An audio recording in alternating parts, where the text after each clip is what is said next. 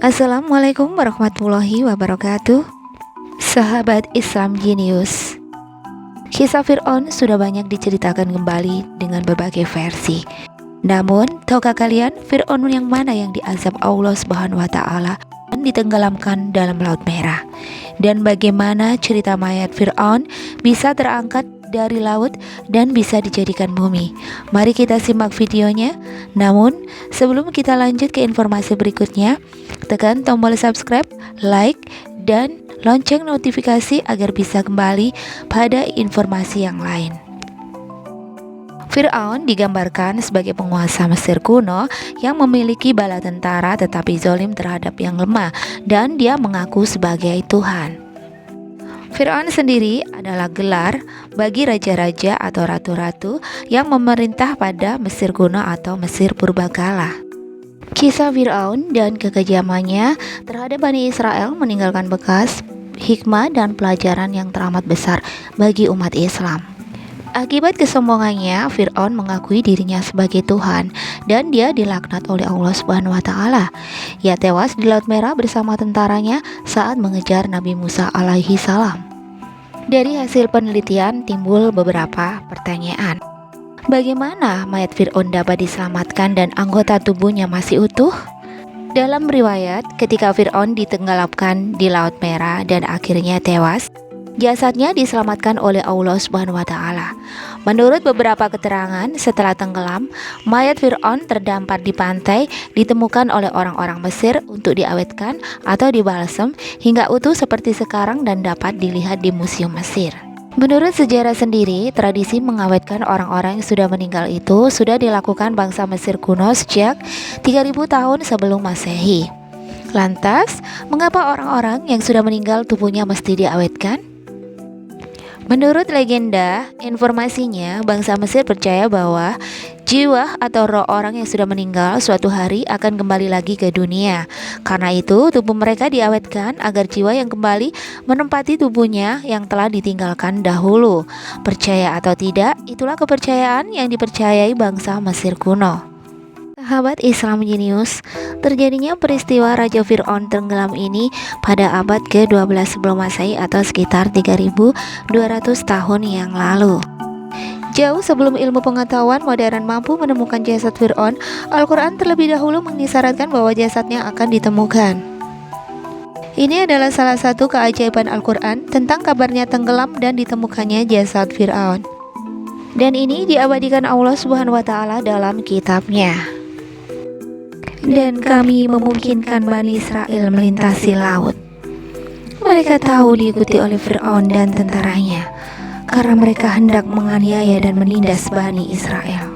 Ketika Fir'aun telah hampir tenggelam, ia berkata, "Saya percaya bahwa tidak ada Tuhan melainkan Tuhan yang disembah oleh Bani Israel, dan saya termasuk orang-orang yang berserah diri kepadanya." Allah menyambut ucapan Fir'aun ini dengan berfirman, "Apakah kamu baru percaya? Padahal sesungguhnya kamu telah durhaka sejak dahulu, dan kamu termasuk orang-orang yang berbuat kerusakan. Hari ini kami selamatkan badanmu, supaya kamu menjadi pelajaran bagi generasi yang datang sesudahmu. Dan sesungguhnya kebanyakan manusia lemah dari tanda-tanda kekuasaan kami." Al-Quran, Surat Yunus ayat 90-92. Al-Quran turun pada abad ke-15 sebelum Masehi, jauh setelah peristiwa itu terjadi. Namun Al-Quran mengisyaratkan bahwa jasadnya akan ditemukan, dan penemuan jasad tersebut ditunjukkan Allah Subhanahu wa taala sebagai pelajaran bagi generasi selanjutnya.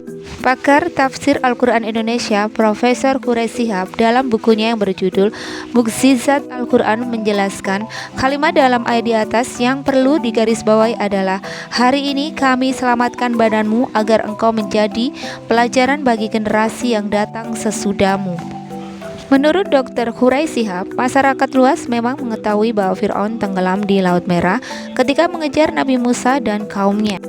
Tetapi menyangkut keselamatan badannya dan menjadi pelajaran bagi kaum sesudahnya merupakan satu hal yang tidak diketahui pada masa Nabi Muhammad SAW.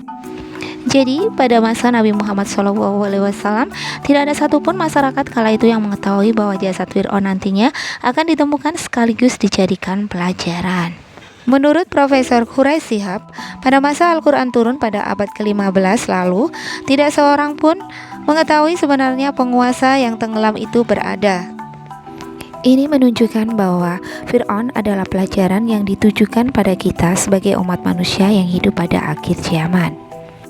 Dan kisah kezaliman serta kesombongan Fir'aun adalah bukti nyata teguran keras Allah Subhanahu wa Ta'ala bagi seluruh umat manusia. Namun pada tahun 1896, Purba Kalawan Loret menemukan jenazah tokoh tersebut dalam bentuk mumi di Wadi Al-Muluk, Lembah Para Raja, yang berada di daerah Taba, Luxor, seberang Sungai Nil, Mesir. Dan akhirnya pada tahun 1907, Elliot Smith adalah seorang ahli arkeologi dan sejarah membuka pembalut-pembalut mumi itu dan ternyata badan Fir'aun masih dalam keadaan utuh. Sahabat Islam Genius, dan akhirnya jelas sudah pada tahun 1975, Maurice Bucaille adalah seorang ahli bedah dari Perancis mendapat izin untuk melanjutkan penelitian lebih lanjut tentang mumi tersebut. Dan dia menemukan bahwa jasad mumi itu adalah Fir'aun yang meninggal di laut. Bukti yang menunjukkan dia meninggal di laut adalah terdapat bekas-bekas garam yang memenuhi sekujur tubuh dia. Walaupun sebab kematiannya menurut pakar tersebut dilakukan karena syok, Bucaille pada akhirnya berkesimpulan bahwa begitu agung contoh-contoh yang diberikan oleh ayat-ayat Al-Quran tentang tubuh Fir'aun yang sekarang berada di ruang mumi Museum Mesir di kota Kairo. Penyelidikan dan penemuan modern telah menunjukkan kebenaran Al-Quran. Sahabat Islam Genius, berdasarkan penelitian ilmiah, lokasi penyeberangan Nabi Musa alaihi salam diperkirakan berada di wilayah Nuwaibah, semenanjung Sinai, Mesir. Sementara kedalaman maksimum perairan di kawasan ini sekitar 800 meter ke arah Mesir dan 900 meter ke arah Arab.